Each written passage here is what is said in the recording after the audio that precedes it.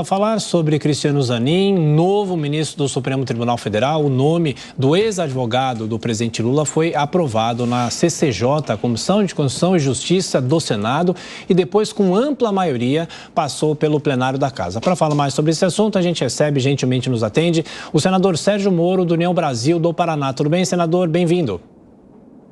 Tudo bem, um grande prazer estar falando aqui com a Jovem Pan, com o JP News. Tiago, Adriana, todos. Bom dia. Muito obrigado. Prazer.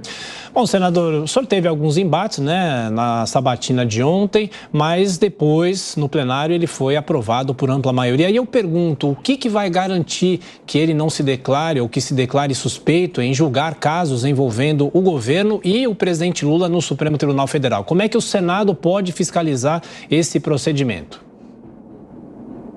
Bem, nós vamos acompanhar também a sociedade, também a imprensa, a atuação do Cristiano Zanin, agora vai ser ministro, né? A posse ainda vai ser realizada, mas isso já está consolidado, assim como de todos os outros ministros. Numa democracia, todos os poderes ficam sujeitos ao crivo da sociedade, ao controle feito dos governados sobre os governantes, seja no Senado, seja na Câmara, seja no Supremo Tribunal Federal. Eu, quando fiz a minha campanha no Paraná eleitoral, eu ouvi muito dos eleitores uma cobrança em relação ao Supremo, em relação ao exercício de uma sabatina efetiva, e foi o que eu fiz ontem. Fiz perguntas que me pareceram ali importantes, claro, com toda aquela educação que é própria desse ato. A gente não tem que fazer do Senado um palco de circo, mas fiz perguntas ali importantes, e uma delas era essa, que eu gostaria de saber do ministro, da pessoa que foi indicada, do candidato, como ele iria decidir nos casos que envolvessem o presidente Lula, que ele foi advogado particular, como ele decidiria em casos que envolveria a discussão da Lava Jato, já que ele já tem opiniões consolidadas sobre a Lava Jato e que são negativas. Como ele se pronunciaria nesses casos? Ele se afastaria ou ele permaneceria nesses casos? A resposta que foi dada é que ele vai analisar isso apenas depois. Bom, na sequência, os comentaristas. Diogo Schelp. Senador, bom dia. Senador, o senhor perguntou para o Zanin sobre a possibilidade dele julgar casos relacionados à Lava Jato ou de interesse de casos dos quais ele próprio foi advogado. A gente sabe também que há uma postura no STF, muitas vezes, contrária aos protagonistas da Operação Lava Jato. Recentemente, Dallagnol teve seu cargo cassado, e o senhor também enfrenta, na Justiça Eleitoral, ações que pedem sua cassação. No caso dessas ações, em algum momento, forem confirmadas na Justiça Eleitoral, o senhor tem que recorrer ao STF. O senhor considera que com o Zanin lá, essa, digamos, hostilidade à protagonista da Lava Jato como o senhor fica ainda maior? Diogo, ele mencionou que ele não participaria, e isso é resultado de um mandamento legal, de ações nas quais ele já atuou como advogado. Nas outras que ele eventualmente não atuou, essa questão ficou em aberto. Vamos esperar como ele vai se posicionar. Em relação a essas ações, eu lamento muito a cassação do deputado Deltan Dallagnol, já me manifestei a respeito disso, tendo que o TSE, embora respeite a instituição, adotou uma interpretação que não é a melhor. Sobre o meu caso, ainda o processo se encontra lá no TRE, e o direito e os fatos estão do meu lado. Eu gosto até de repetir o Mark Twain, né? Mark Twain dizia: os boatos sobre a minha morte são tanto quanto exagerados. Eu digo a mesma coisa, os boatos sobre uma cassação são exagerados. Então, a gente está cuidando desse processo, está esclarecendo todos os fatos, estamos tratando com tranquilidade. Não coloco isso ainda na mesa, da possibilidade de ter que eventualmente recorrer ao Supremo Tribunal Federal. Se for necessário, evidentemente nós faremos, mas não creio que é o caso de tratar disso desse momento. Eu fiz uma série de questões ali que eram mais relacionadas a institucionais. Por exemplo, eu queria saber também qual que era o posicionamento do ministro sobre a lei das estatais, que é um assunto importante para o país. Perguntei sobre algo que está assustando os brasileiros, que são essas decisões sucessivas que estão invalidando, processos contra traficantes de drogas que foram surpreendidos na posse cocaína, seja de pequena ou grande quantidade. São essas posições que são importantes ali para nós extrairmos do ministro. Infelizmente, né, na sabatina, às vezes o ministro ele não se compromete, o indicado, né, o candidato não se compromete com uma tese específica, mas é o nosso papel fazer as perguntas para que a sociedade possa ter presente quem está assumindo e qual é o entendimento dessa pessoa a cadeira do Supremo Tribunal Federal. Luiz Felipe Dávila. Senador Sérgio Moro, muito bom dia.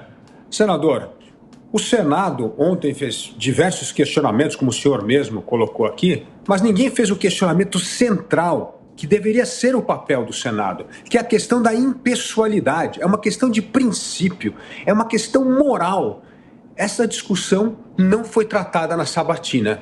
O Senado se exime de discutir essa questão fundamental na escolha de um membro do Supremo? Tudo bem, Davi, é um prazer revê-lo. Já faz algum tempinho, mas é um prazer revê-lo aqui na tela. Olha, eu perguntei, né? E também o senador Alessandro Vieira perguntou, fez esse questionamento, porque o ponto fundamental é esse. Eu não tenho nenhum problema pessoal em relação a Cristiano Zanin. Eu acho que ele fez o trabalho dele como advogado profissional, defendendo o seu cliente, tem que dar ao seu cliente a melhor defesa. Eu fiz o meu trabalho como juiz, aplicando a lei nos casos lá da Operação Lava Jato. Mas o fato é que agora ele está sendo indicado ao Supremo Tribunal Federal pelo presidente, para o qual ele advogou como advogado pessoal. É diferente da situação como nós tínhamos do ministro André Mendonça, em que ele foi AGU, que é advogado do governo. O próprio ministro Dias Toffoli é advogado do governo. Então não era um advogado pessoal do presidente da República. Se fosse outro presidente da República que indicasse Cristiano Zanin, não teria nenhum problema. Claro que a gente poderia discordar dos entendimentos jurídicos dele sobre algumas questões, mas não haveria esse problema da impessoalidade.